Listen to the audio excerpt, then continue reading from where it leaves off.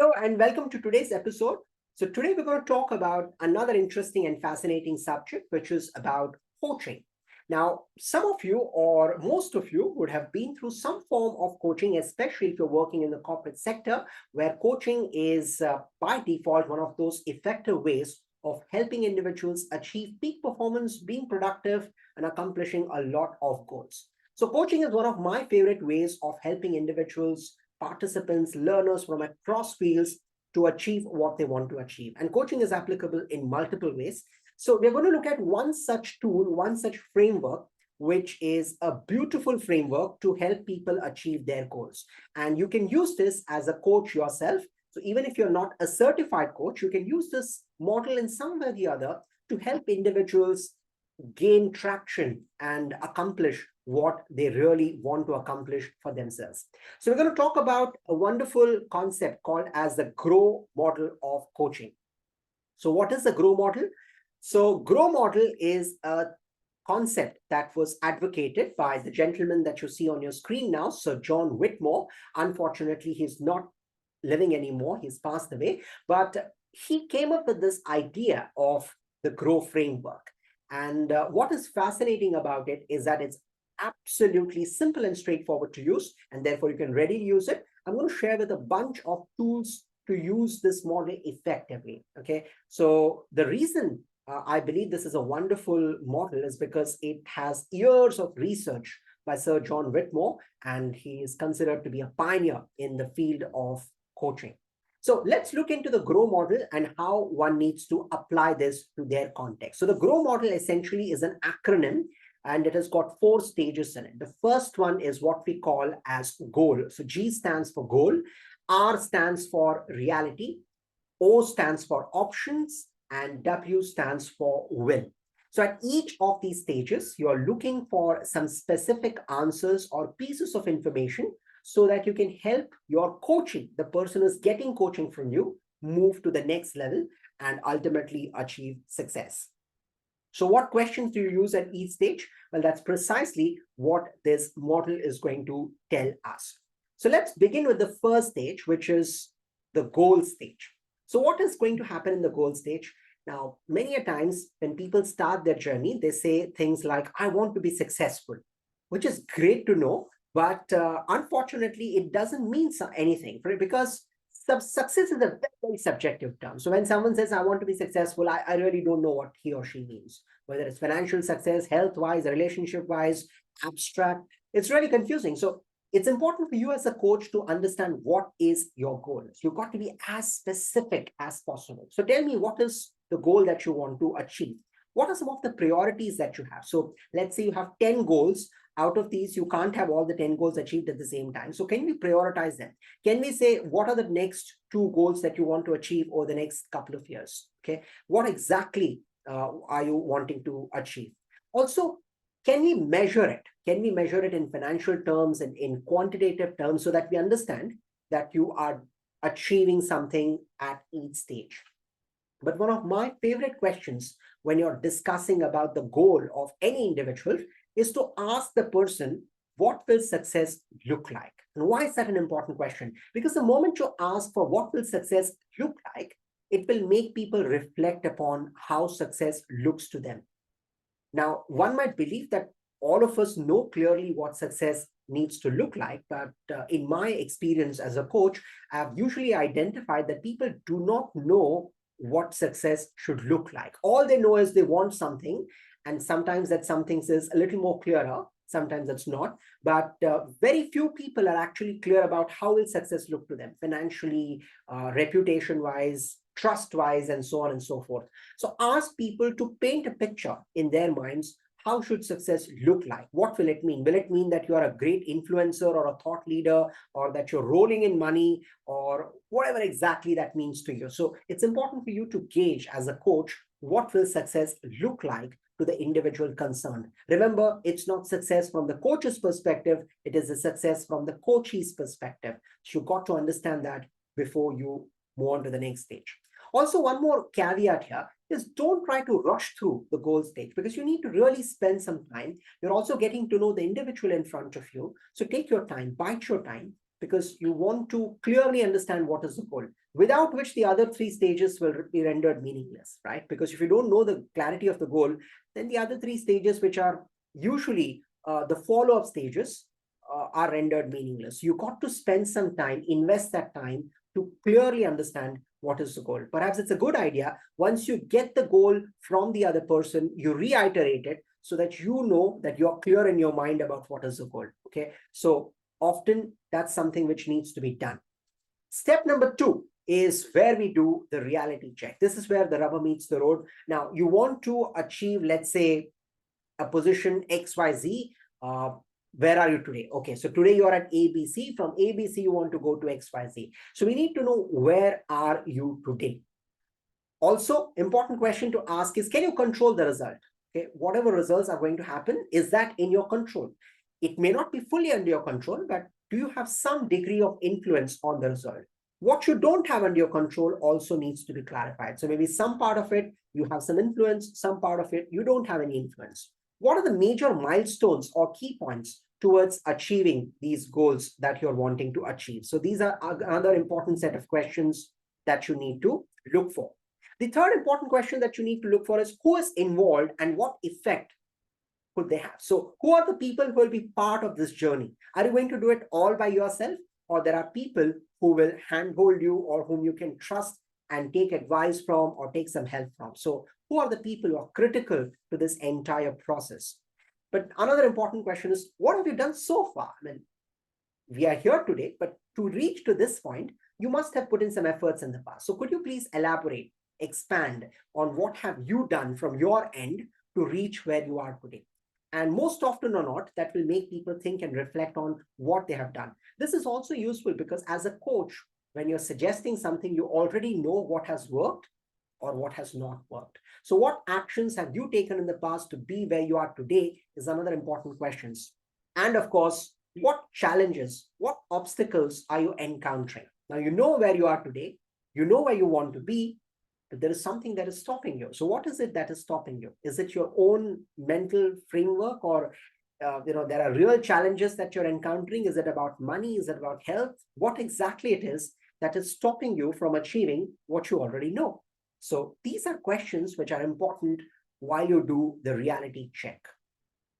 Now, once you've done the reality check and you're now exploring the answers, the solutions, that's when you get to the next stage, which is to identify options. Now, why is it important to look at options? Because we need to know what options are available on the table. Often, when people are in the coaching process, they believe there is only one single point agenda, only one way of doing things. And when they are not able to get success, they get stuck, they get morally depressed, they get frustrated. And therefore, it's important for us to look at what are the multiple options that we can look at.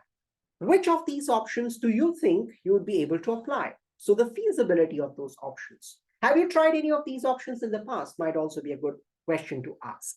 And then, of course, you need to ask which of these options would you like to go ahead with and why. There has to be a justification. If there are 3 options and I'm picking one, I need to know why do I want to apply that option and not the other options on the table. We also got to check about the resources. If you had, let's say, all the resources that you need, in that case, what options would you exercise?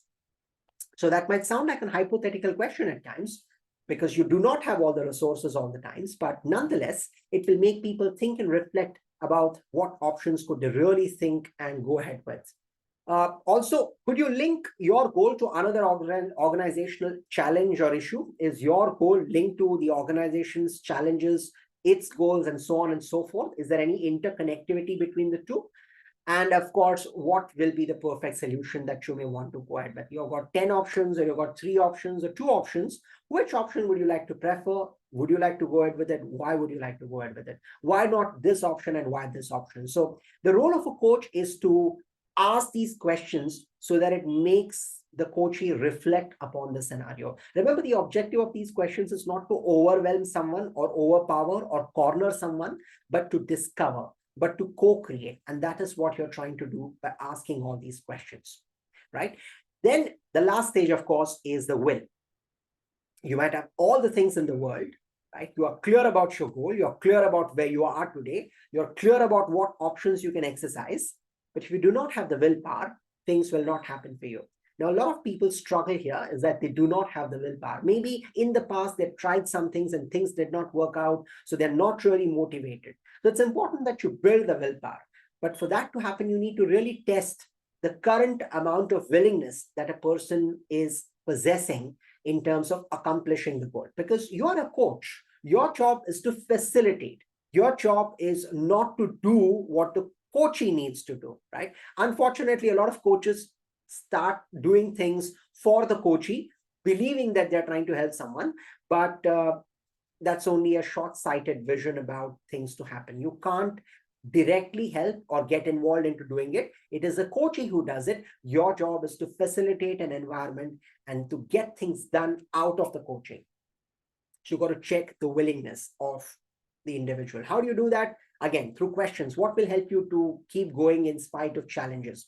Or for example, if you hit a roadblock, what do you think you will do to overcome that challenge? And this is an important question also because you will have roadblocks, you will have challenges and hindrances. When that happens, how will you confront that? How will you move to the next level? So for that to happen, this question is absolutely critical. Well, those are a few questions at each stage of the coaching process that you need to exercise. So in a summary, you need to look at 4 major areas. In the goal stage, you look at what is the goal, get clarity around it, be as specific as possible. Number 2, do a reality check. Where are we currently at this point in time, right? Number 3, we look for options. What are the options on the table? How can we exercise those to achieve your goal? And then last but not the least, what is the willingness that the coachee is demonstrating at this particular stage? So that is what the GROW model is all about. Now, a few more tools and tips to ensure that you apply the GROW model the right way, because it's all about doing this the right way. Otherwise, the framework will not be helpful. So how do you do it the right way, the effective way to maximize your output from the coaching process?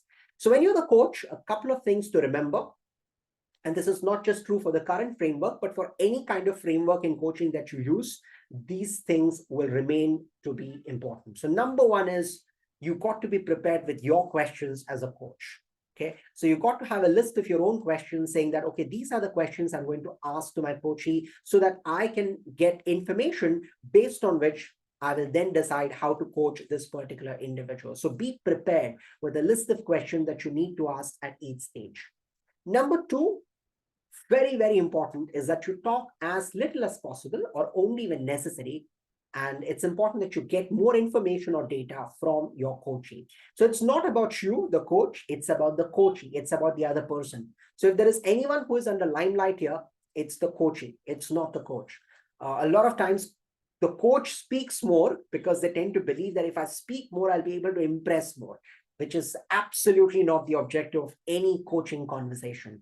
The limelight is always going to shine on the coachee. You're never going to be the hero of a coaching conversation. You're always the side hero. And that's the way coaching conversations work best. Number 3 is that refrain from giving any ready-made answers. So if the coachee asks, what should I do now? What should I do now? So I'll exactly tell you what you need to do. No, you don't know, because it's his journey, it's her journey. So what your role is to help him or her to do is to find answers and not to give answers, which is a process of co-creation. So let us understand what can be done here. So perhaps questions like, what do you think you need to do? Have you tried this? Why do you think this will work and this won't work? Okay, can you tell me some of the situations that this has worked? So you're basically asking more introspective questions for self-reflection on part of the coachee. Refrain from giving direct, ready-made answers. That's not what a coach is supposed to do. Your job is not to give answers. Your job is to ask questions which will help you discover, introspect, and co-create answers along with the coaching. And then last but not the least, this is not going to be a one-time affair. So as I said, coaching is a very, very intimate relationship. So you will have to do the coaching conversations at regular intervals. Sometimes it could be once a week, once a fortnight. You decide the frequency based on what you and the coachee believes is comfortable or important rather. But it's going to be critical that you stick around for a certain duration for the coaching framework to be really, really effective. So those are a few things that you need to remember. I believe this model is absolutely promising and it's been time-tested, age-old remedy for coaching conversations. So please go ahead and use this. Perhaps you might want to take 1 or 2 people in your team and test it with them.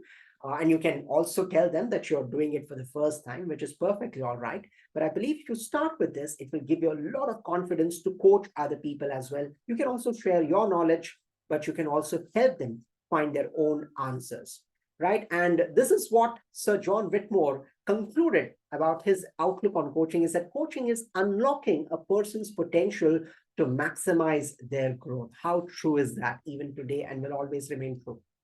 So I hope you're able to use the GROW model to grow yourself, to grow your team members, and to grow the organization.